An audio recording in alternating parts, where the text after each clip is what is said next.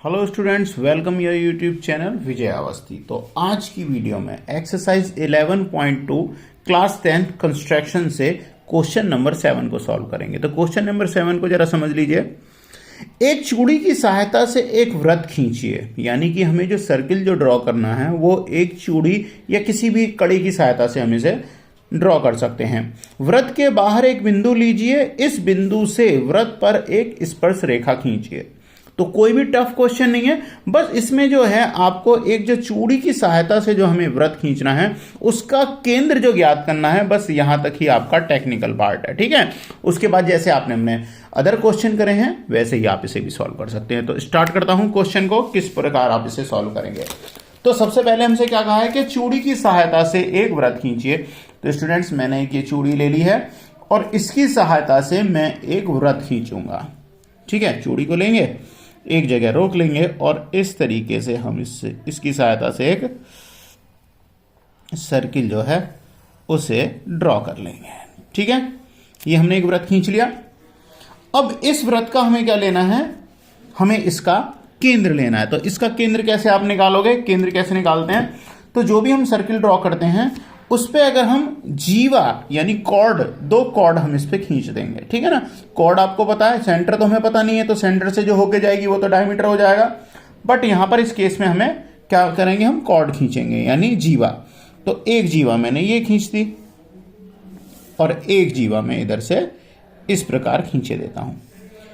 अब हमें करना क्या है, ये जो हमने जीवा खींची हैं हम अपने कंपास की सहायता से इनका लंबार्धक करके हमें करना क्या है, इस पे लंब डालना है। हमें क्या करना है, इन पे लंब डालना है। तो मैं कंपास की सहायता से इनका पहले लंबार्धक कर देता हूं। देखिए, आधे से ज़्यादा दूरी लेता हूं और दो चाप लगा दी हैं। और बिल्कुल इसी तरीके से दूसरी जो आपकी जो जीवा है इस पे एक चाप और लगा देंगे।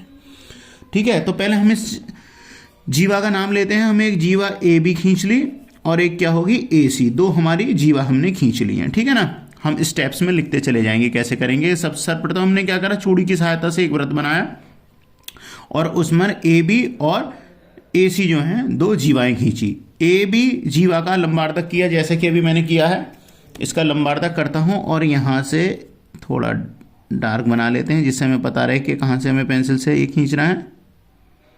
ठीक है, और इसी प्रकार दूसरी जीवा का भी लंबार्धक कर लेता हूं। तो ये जो है इसका भी लंबार्धक कर लीजिए।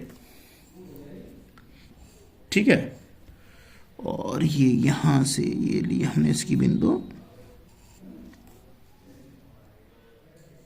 ठीक है, अब इसका भी लंबार्धक कर दे जो हमने है खींच लिया है। ठीक है,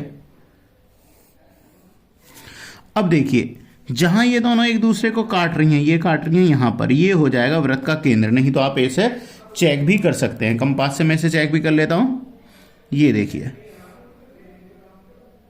ठीक है, ये क्या है, ये हमारे इसका हो गया वृत्त का केंद्र। ठीक है, तो अब इससे हमें क्या करना है, एक अलग बिंदु ले लेते हैं पी। तो देखिए, अब हमें जब केंद्र पता चल गया तो मैं यहां से एक अलग बिंदु जो है यहां पर एक पी ले लेता हूं, पी बिंदु, इसे इस केंद्र से मिला देते हैं। ठीक है ना, इसे पी बिंदु से हमने मिला दिया। ठीक है, अब हमें करना क्या है, इसका केंद्र मान लेते हैं हम ओ। ओ और पी का क्या करेंगे, लंबार्धक खींचेंगे फिर से, क्योंकि हमें इस पर एक वृत्त बनाना है। तो इसका भी लंबार्धक करेंगे हम, इससे आधे से ज़्यादा दूरी भरी। एक चाप ऐसे जाएगी, एक ऐसे जाएगी और दूसरे सिरे से ओ से भी हम इसी प्रकार से रखेंगे और लंबार्धक कर देंगे। ये हमारा छोटा रहा है इसलिए मैं इसे दोबारा से लगा रहा हूं। अब क्या करेंगे, इन दोनों को मिला देंगे। ठीक है,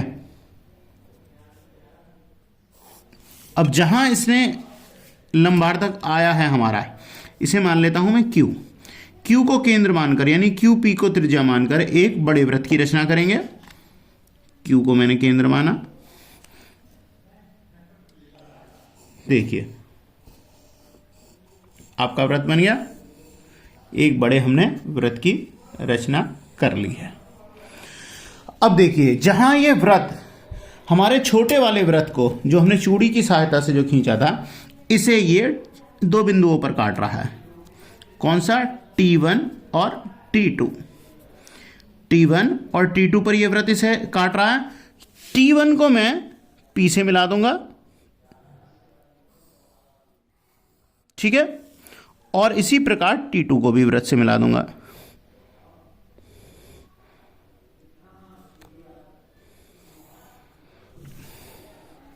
फिर से एक बार मैं इसे मिलाता हूं, ठीक है। तो T1P और T2P दो स्पर्श रेखा जो आपके वृत्त पर जो हमने चूड़ी की सहायता से बनाया था, जिसका कि हमें केंद्र नहीं पता था, बन चुकी हैं, ठीक है।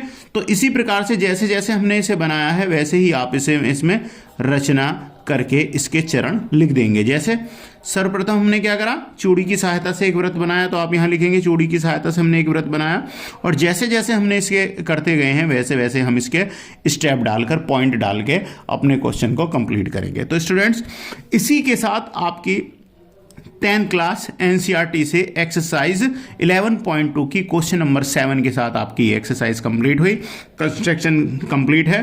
अब आप एग्जाम के लिए अच्छे से तैयारी कर सकते हैं। मिलता हूं नेक्स्ट वीडियो में अदर यूनिट, अदर एक्सरसाइज के साथ। Bye bye.